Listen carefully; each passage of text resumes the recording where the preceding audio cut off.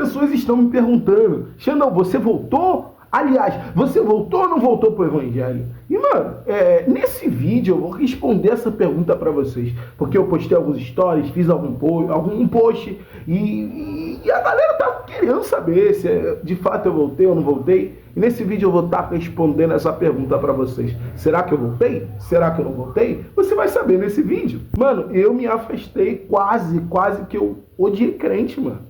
Você tem noção do que é isso? Porque quando eu me afastei, teve inúmeras pessoas que de fato ficaram chateadas, ficaram tristes, ficaram decepcionadas, não esperavam que isso acontecesse ou ocorresse e mandaram mensagens preocupadas, alguns chorando, pessoas de vários estados e até pessoas de outros países, sabe? Mandaram mensagem falando, cara, você era minha referência, isso e aquilo outro. Só que teve inúmeras mensagens, mano, que eram de pessoas apontando o dedo, criticando, dizendo que eu estava escandalizando, falando que Deus ia me pegar na curva, no sentido de ia me quebrar, me destruir, arrasar comigo para que eu voltasse para Ele. Quase que eu comecei a enxergar Deus como alguém sádico. Que se eu não seguisse Ele faria de tudo ou me obrigaria a segui-lo.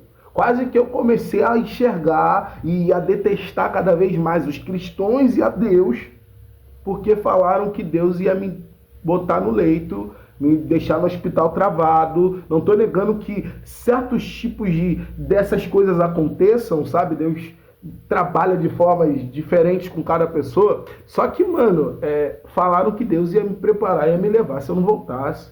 Que Deus ia acabar comigo, me destruir, me matar, e etc e tal, que eu iria direto pro inferno. E, mano, eu não estou negando que esses fatos sejam verdadeiros, sabe? Entende? Eu sei que o evangelho não é só amorzinho, não. Mas tem formas de falar com pessoas. Quando alguém tá ferido, mano, a pessoa não quer que você dê um discurso para ela. Quando a pessoa tá machucada, tá ferida, tá acabada, tá decepcionada, ela não quer que você pregue para ela. Ela quer um abraço. Ela quer uma mão estendida. Ela quer, sabe, que você ore por ela. E isso às vezes faz com que a gente sinta menos ódio, faz com que a gente se sinta menos mal, faz com que a gente se sinta menos perdido do que a gente já tá ligado? Você lembra da história de Eutico? Eutico era um jovem que estava em cima de uma janela, no segundo andar de uma casa, enquanto o apóstolo Paulo estava pregando dentro dessa sala para várias pessoas, e Eutico estava na janela ouvindo o apóstolo Paulo pregar. Ele acabou caindo, e ele caiu e morreu, faleceu. E, mano, entenda uma coisa, cara, o apóstolo Paulo, ele não apontou o dedo para Eutico, ele não criticou Eutico, ele não deu um grito falando, Eutico, por que você estava na janela? Por que você caiu? Você caiu porque você quis, era só não estar na janela. Era só não pegar no sono, era só não dormir, era só prestar atenção na mensagem. Não, o apóstolo Paulo não falou nada. Ele continuou pregando para as pessoas, tá ligado? Ele continuou exercendo o papel dele de apóstolo, de cristão. Só que teve um momento que ele parou a pregação, desceu, não apontou o dedo para Eutico, não criticou nada. Ele simplesmente chegou em Eutico, abraçou Eutico. E Eutico voltou a viver com o abraço do apóstolo Paulo. Porque quando alguém morre, espiritualmente, quando alguém cai, quando alguém tem uma queda, quando alguém pega no sono, quando alguém é pego despercebido, sabe? Quando alguém se afasta, se desvia, morre, a pessoa não quer que você aponte o dedo. Ela só quer que você dê um abraço. Um abraço ressuscita aquele que está morto. Tá ligado? Cara, muita gente sabe o evangelho porque tem vontade de pecar, tem vontade de errar, tem vontade de falhar. Essas pessoas são safadas e tá tudo bem, porque as pessoas são livres para escolher o que elas quiserem das próprias vidas, sabe? Só que tem muita gente que sai, mano, não porque foi rebelde, não porque tinha vontade de pecar, mas porque de fato foi machucado pelo sistema, viu coisas que não queria ter visto nos bastidores, sabe? E eu fui uma dessas pessoas, mano.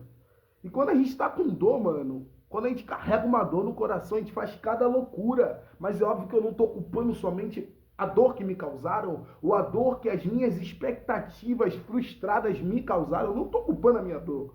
Mas ela influenciou muito nas decisões que eu tomei. Eu acabei me expondo de uma forma que eu não deveria me expor. E de fato isso escandalizou muita gente, quebrou a expectativa de muitas pessoas, quase que fez alguns dos meus amigos próximos se desviarem. De fato, eu errei, eu me expus demais. Só que eu não queria ser hipócrita, como muitos são dentro da igreja. Tem vídeos ainda no YouTube, eu não vou apagar esses vídeos, porque de fato fazem parte da minha história. E eles vão estar aí para as pessoas verem e acompanharem e tal, mas eu não queria ter exposto tanto.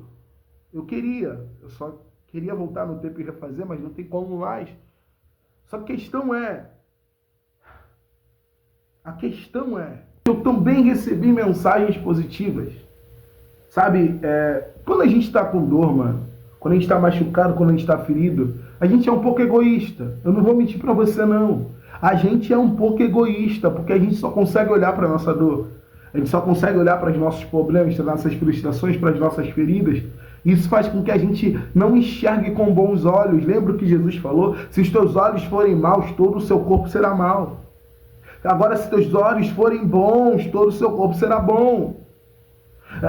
Quando a gente está com dor, mano, quando a gente está machucado, a gente só consegue enxergar a nossa dor. E isso influencia a forma que a gente vê o mundo e as pessoas. E eu não consegui reparar que tinha gente que me amava. Eu não consegui olhar direito para as mensagens positivas, para as mãos estendidas, para os dedos que não foram apontados, para as pessoas que me defendiam em mesas e rodas. Você consegue entender? Eu não conseguia perceber que eu era amado.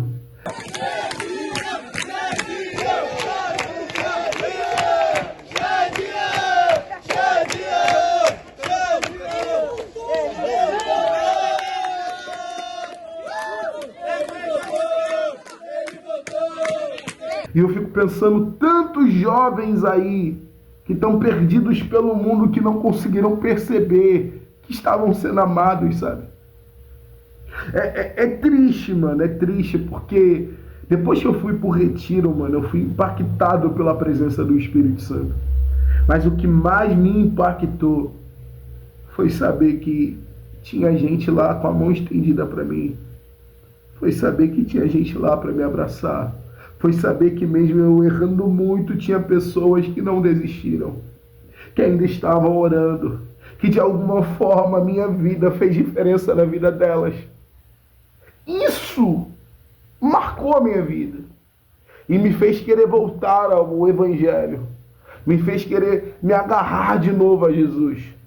Só que a grande questão é, mano, que eu não voltei 100%.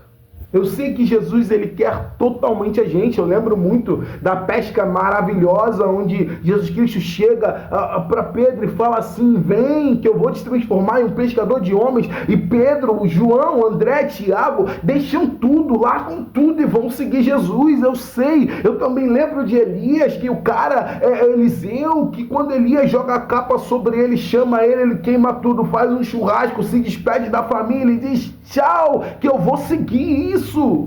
Eu entendo isso, eu entendo que Deus nos quer completamente, Ele não quer metade dos nossos corações. Mas quando você está ferido, quando você está machucado, não dá para ir de uma vez só.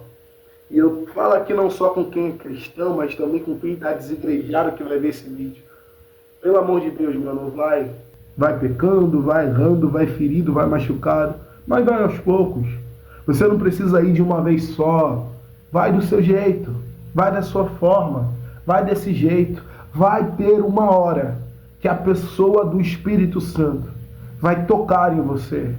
E quando você está num ambiente que é a casa de Deus, a igreja, nesse templo onde estão os outros irmãos, é ali que o próprio Deus derrama a bênção, é ali que o Espírito Santo se manifesta e toca em você.